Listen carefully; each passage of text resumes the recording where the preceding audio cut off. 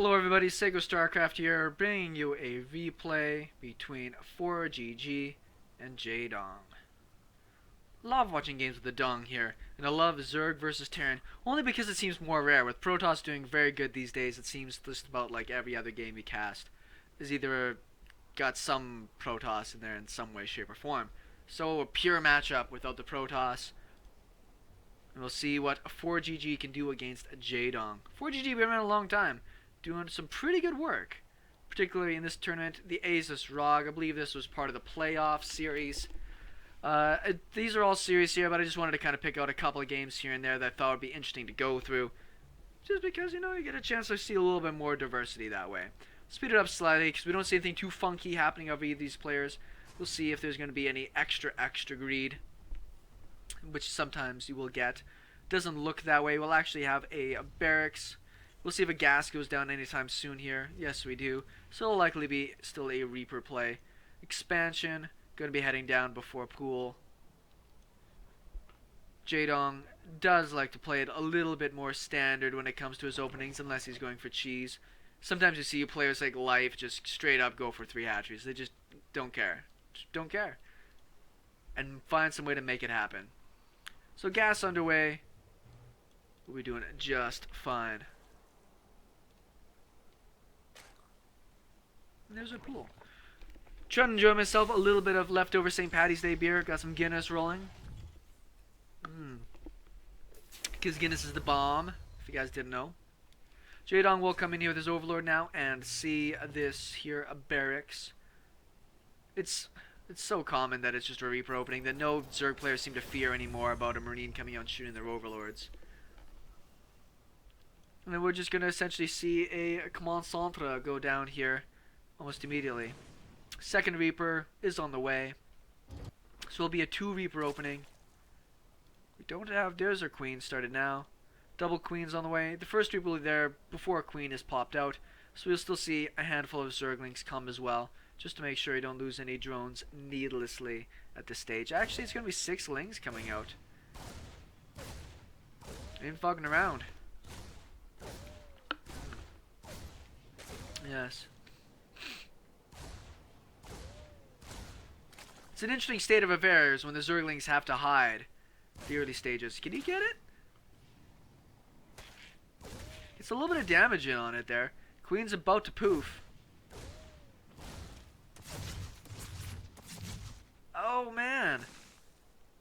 Just needed a hit or two there and it was going down. Still, whoop, come back here, Mousy. Still just a 2 Reaper opening. Jaedong will come in here and see that there's the factory on the way. What he wants to see is this command center, to see that there's a 3 command center opening, not a 3 barracks opening. I think he just saw that, right? Yes, he did. He did see that it was that. So while it's a fairly standard opening at this point, how about we see Jaedong's control for this stage of the game? It actually does clean up both of those there Reapers. I think he lost 1 drone potentially in that, at least 1. Yes, he lost 1 drone. For 2 Reapers, I think that's alright. You don't want to lose drones, but to kill off 2 Reapers, perfectly fine. I think he's going to be looking at expanding again here pretty soon potentially. Seeing that 3rd command center and taking out the Reapers should make you feel pretty comfortable to get down that other hatch. Wow, the Zerglings get just straight up in here. They didn't manage to get that SCV, unfortunately, but they will get away. Speed is finished. Once again, a fairly straight up and standard opening from Jaedong, so we can keep him pretty safe. Stim started right away. So we should see a fairly macro-oriented game going on for both these guys. Starting to see the infamous Jaedong creep spread happening here. Lots of queens, getting even more queens in production. How many has he got total right now? He's got 4 queens. He's up by about 11 workers. And he'll have plenty there for his injects and his creep movement. Zerglings are going to get run down and evaporated. Eviscerated? Sure.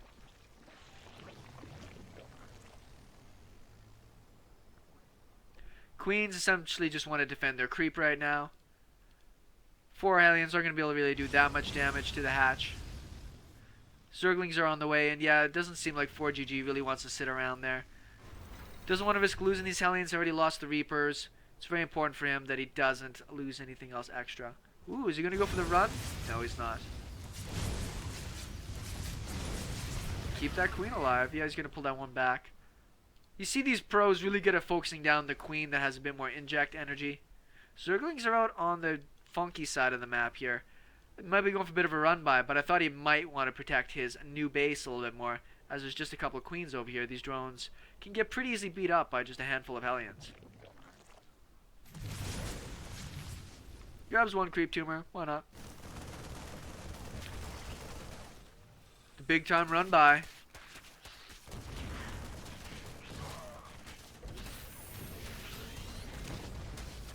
He's actually going to get himself a handful of workers here.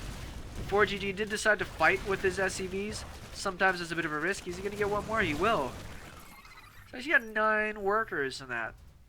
Pretty slick. Let's see if ForGG can repay the favor here. Get a little bit of a run by on the south side. This is the risk you'd play. Zerg player. Pretty good pull there from Jaedong. Zerglings are going to come back in time. Italians are kind of running into a corner here. A lot of damage on some of these, but I think he only managed to get 2 or 3. Yeah, he only got 2 more in that attack. Lots of Zerglings. Great first hit there, though. Doesn't really want to lose all those Zerglings to this, but he doesn't want to lose any more workers.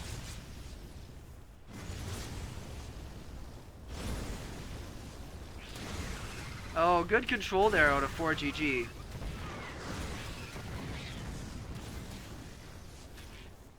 Pretty good ring around the rosy. Might actually be able to get the rest of these Zerglings. Wow. They traded well for those, I mean, considering. So we do have the Pneumatized Carapace coming out. Baneling speed, 2-2 on the way, 1-1. It's just, you know, about 2/3 done for the Terran. So Jaedong's keeping on top of his stuff here. Creep spread is just getting sick. Needs a few more creep tumors to the north. The south is quite well covered. But that's likely going to be the area that he's attacking, though. In these games, you'll generally see the Terran pressuring from his third towards the Zerg player's third base. Kills quite a few active tumors there. He's doing what he needs to at this point. Few workers maybe going to run in here, get a couple of worker kills if they're lucky.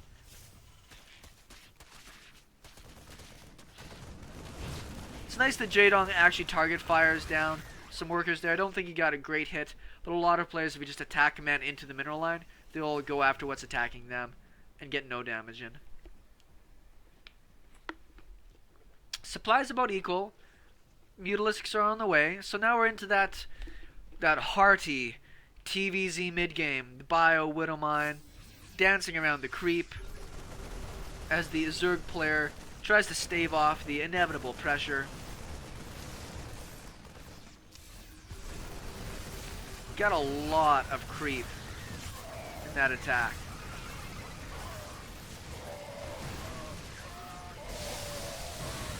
Couple of pretty decent widowmines hit there, not the best. Kind of preempted those medevacs boosts, but it looks like it'll be just fine. The risk of doing that is that they can't boost to get out of there if you lose the fight. Some banelings in this mix, but we already start having a marauder or 2 mixed into the army. Deflect a little bit more.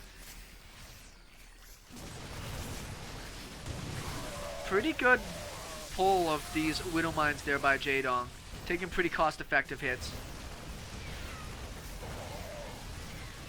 Jaedong picking off a couple of the medevacs. It's very important. These last 2 don't really have that much energy. The dance goes on. Jaedong is getting his 4th base down. It's really good that he has managed to stay on top of his economy during this. +2 attack has been started. +1 flyer attack. Should be finishing up here pretty soon. What you really need to do as a Zerg player is take a definitive win on one of these engagements. You can kind of just scrape by and take little battles here and there, but he's got to come in here and have a big victory at some point over this army in order to be able to turn the pressure back around.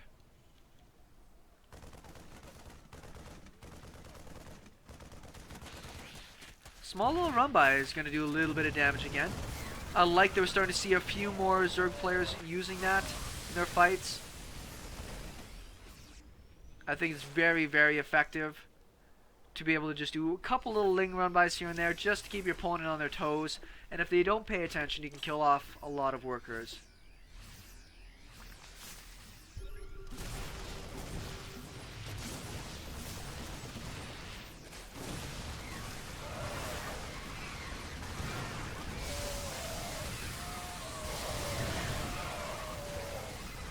Kind of a funky fight. I don't think Jaedong's winning this though. He's losing a lot of his mutas. Oh no. That's like the final cry of a dying Zerg player, is losing the mutas. Because you can't chase the medevacs down, you can't snipe off a lot of units. Jaedong's in a lot of trouble now.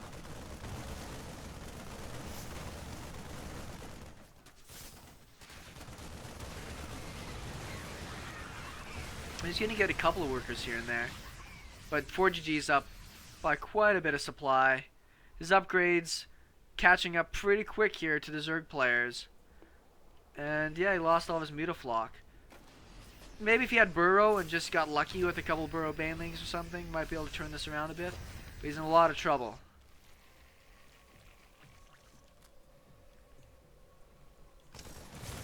The counterattacks are fine, but he doesn't really have enough stuff right now to be able to deal with the Terran player's very cost-effective and high DPS bio army.